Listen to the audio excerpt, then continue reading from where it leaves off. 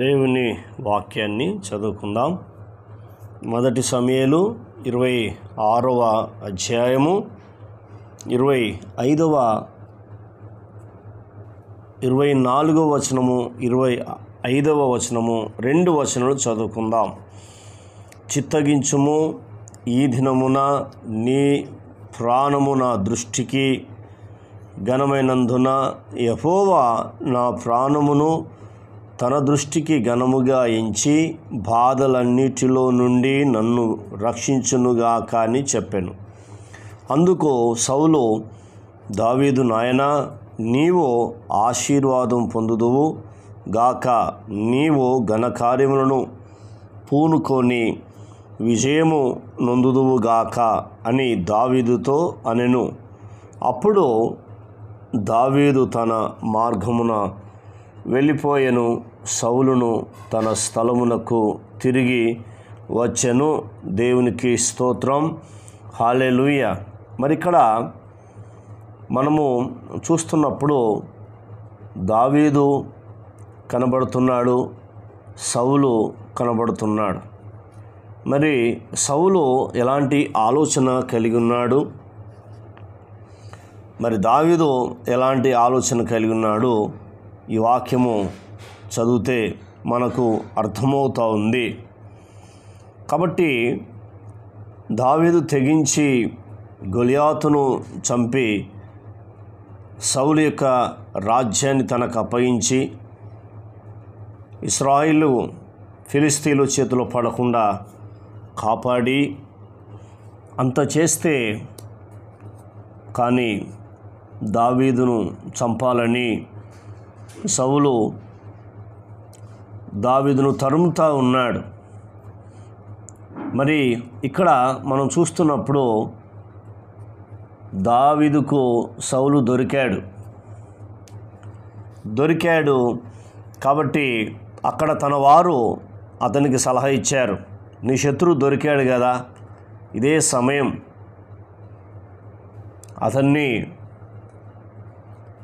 ఒక్క దెబ్బతో చంపేస్తే పరిష్కారం అవుతుందని అతనికి సలహా ఇస్తూ ఉంటారు దావీదుకు. కానీ దావీదు అతన్ని ఏమీ చేయలేకపోయాడు. ఎందుకంటే అతను తెలుసు, యెహోవా చేత అభిషేకం నొందిన వాడిని చంపి నిర్దోషగుట ఎవనికి సాధ్యము అని చెప్పాడు.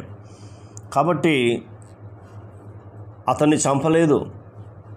అంతా అలిసిపోయి ప్రయాణంలో తిరుగుతున్నప్పుడు గాఢ నిద్ర పోయాడు. అబ్నేరు ఆయన దగ్గరున్న అయినా కూడా వాళ్ళందరూ చుట్టూ నిద్రపోయారు. సౌలు దగ్గరున్న ఈటను తీసుకొని వెళ్ళిపోయాడు దావీదు. కానీ అబ్నేరును దావీదు మళ్ళీ పిలిచి గద్దిస్తూ ఉంటాడు. కాబట్టి ఇక్కడ మనం చూస్తున్నప్పుడు దొరికినప్పుడు అంటున్నాడు, నాయనా నీవేనా అని మాట్లాడుతూ ఉన్నాడు. చూడు, అంటే దావీదు ఆయన యొక్క గుణలక్షణాలు, ఆయన యొక్క క్యారెక్టర్ ఎంత బాగుందో మనకు అర్థమవుతుంది. మరి ఈనాడు మనం కూడా అలాంటి ప్రార్థన జీవితం కలిగి ఉంటే క్షమించగలిగిన మనసు మనకు ఉంటుంది. ఏమన్నాడో చూద్దాం. చూడండి, చిత్తగించుము, ఈ దినమున నీ ప్రాణము నా దృష్టికి ఘనమైనందున యెహోవా నా ప్రాణము తన దృష్టికి ఘనముగా ఎంచి బాధలన్నిటిలో నుండి నన్ను రక్షించునుగాక అని చెప్పాను. దావీదు అంటున్నాడు, అయ్యా దేవుడి దృష్టికి నా ప్రాణం ఎంత ఘనంగా ఉన్నాదో అని చెప్పి నా బాధలన్నిటిలో రక్షిస్తాడని చెప్తున్నాడు. అందుకు సౌలు ఏమంటున్నాడు, దావీదు నాయనా, నీవు ఆశీర్వాదం పొందుదువు గాక, నీవు ఘనకార్యంలో పూనుకొని విజయము నొందుదుగాక అని సౌలు దావీదుతో మాట్లాడుతూ ఉన్నాడు. నిజంగా చూడండి, దావీదు ఎలాంటి ఆలోచన కలిగి ఉన్నాడు, క్షమించగలిగిన మనసు మరి ఆయనలో ఉన్నదంటే ఆయన ప్రార్థన జీవితం కలిగి ఉన్నాడు. దేవుడు సౌలు ఎందుకు తన యొక్క రాజుగా ఉండవలసింది ఎందుకు తొలగించాడంటే, సౌలు కృతజ్ఞతగా లేని వ్యక్తిగా ఉన్నాడు. కాబట్టి దావీదు కృతజ్ఞత కలిగి ఉన్నాడు కాబట్టి సౌలును తొలగించి దావీదుకు శాశ్వతమైన రాజ్యం ఇచ్చాడు.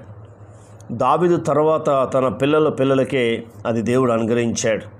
మరి నీవు కూడా ఇతరులను క్షమించే మనసు, ఇతరుల కోసం ప్రార్థించే మనసు ఉంటున్నప్పుడు దేవుడు నిన్ను రాజుగా, ఒక రాణిగా ఉంచడమే కాకుండా నీ పిల్లలను కూడా ఆ స్థితిలోనే దేవుడు నిలబెడతాడు.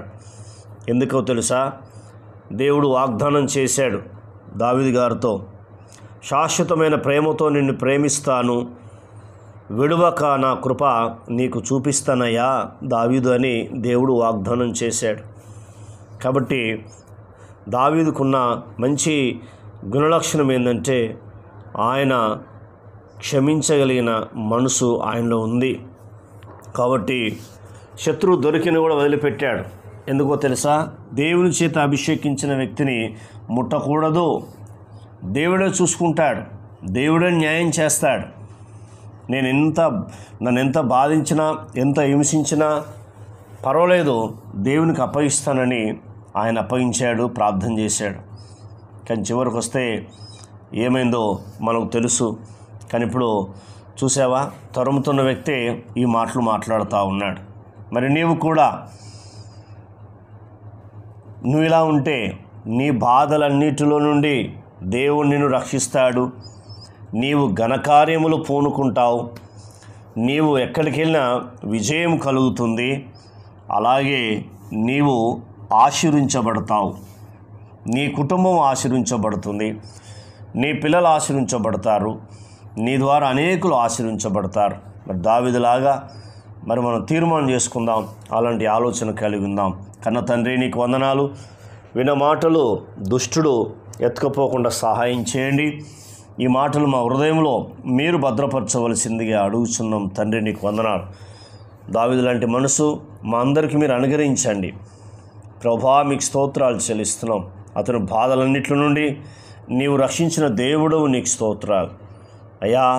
తండ్రి, నీకు స్తోత్రాలు చెల్లిస్తున్నాం. అతను మీరు ఆశీర్వించిన దేవుడు, అతని పిల్లలను ఆశీర్వించిన దేవుడు, నీకు వందనాలు. విన్న మాటలు మా అందరి హృదయం ఫలింపచేయండి. మమ్మల్ని, మా కుటుంబాలను, బిడ్డలను మీరు ఆశీర్వదించమని, వినబోతున్న వారి కుటుంబాలను, వారిని, వారి బిడ్డలను ఆశీర్వదించి మీ నామానికి మహిమ తెచ్చుకోమని, మా యొక్క దేశంలో గొప్ప ఉద్యోగం రగులను గాక నడుచు యేసు నామంలో పొంది ఉన్నాం తండ్రి. ఆమెన్. దేవుడు మనల్ని దీవించి ఆశీర్వించునుగాక. ఆమెన్.